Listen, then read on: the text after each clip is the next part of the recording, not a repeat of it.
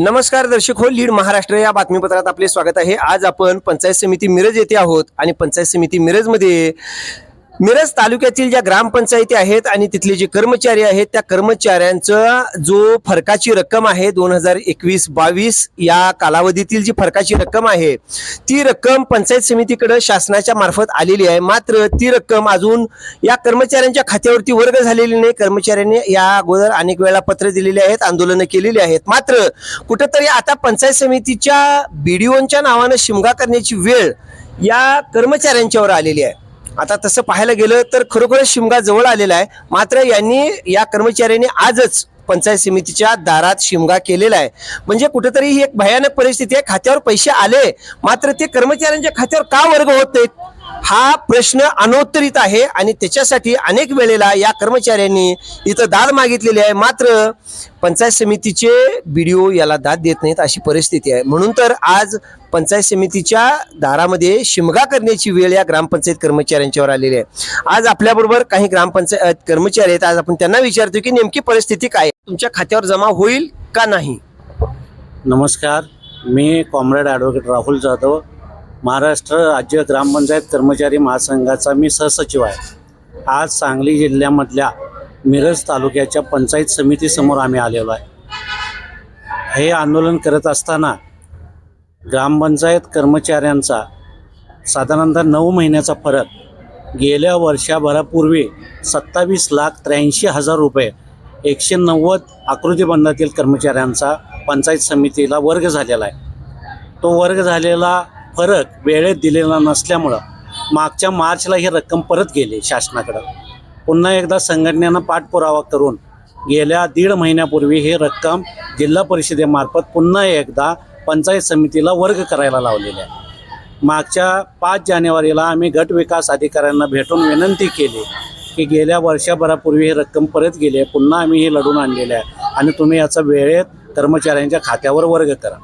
तरीसुद्धा त्यांनी त्याबाबत दखल घेतली नाही। म्हणून गेल्या आठवड्याभरापूर्वी आम्ही आमच्या सांगली जिल्हा ग्रामपंचायत कर्मचारी संघटनेमार्फत त्यांना निवेदन देऊन आजच्या तारखेचं अल्टिमेटम दिलं होतं आणि जर तुम्ही आजच्या तारखेपर्यंत 25 तारखेपर्यंत फेब्रुवारीपर्यंत जर ही रक्कम आमच्या कर्मचाऱ्यांच्या खात्यावर वर्ग नाही केली तर प्रशासनाच्या निष्फळ कारभाराविरुद्ध, अधिकाऱ्यांच्या बोंगळ कारभाराविरुद्ध आम्ही पंचायत समिती समोर येऊन बोंबाबोंब आंदोलन करणार अशी त्यांना आम्ही पत्राच्या माध्यमातून कळवलेलं होतं। मला सांगा की असं जरी असलं तरी जी शासनानं पंचायत समितीकडे रक्कम वर्ग केलेली होती जिल्हा परिषदेमार्फत, ती रक्कम तुमच्या खात्यावर टाकण्यामध्ये काय अडचणी होत्या का त्यावेळेला? यामध्ये अडचण कुठलीही नव्हती। अन्य 9 तालुक्यांनी ही रक्कम वेळेत वर्ग केलेली आहे, पण मिरज तालुक्यामध्ये सातत्यानं अधिकारी आपल्या कामाकडं दुर्लक्ष करतात। नुकता किमान वेतनाच्या फरकाचा विषय नाही तर साधारणतः किमान वेतनाचं जे वेतन अनुदान कर्मचाऱ्यांना येतं आहे जिल्हा परिषदेच्या मार्फत ज्यावेळी पंचायत समितीला येतं आहे, अन्य तालुक्यांचे सगळे पगार नियमित केले जातात, पण मिरज पंचायतीमध्ये ऑक्टोबरपासून गेले 4 ते 5 महिन्याचं वेतन अनुदान जाणीवपूर्वक कर्मचाऱ्यांच्या खात्यावर वर्ग केलं जात नाही। याच्यामध्ये कर्मचाऱ्यांच्या मनामध्ये संभ्रम आहे की आमच्या आलेल्या रकमेचं नेमकं काय होतं, त्या रकमेवरून पंचायत समिती व्याज मिळवायचा प्रयत्न करते का, अशा प्रकारचा संभ्रम आहे कर्मचाऱ्यांमध्ये, उद्रेक आहे। म्हणून आज कर्मचारी इतर रस्त्यावर उतरलेले आहेत।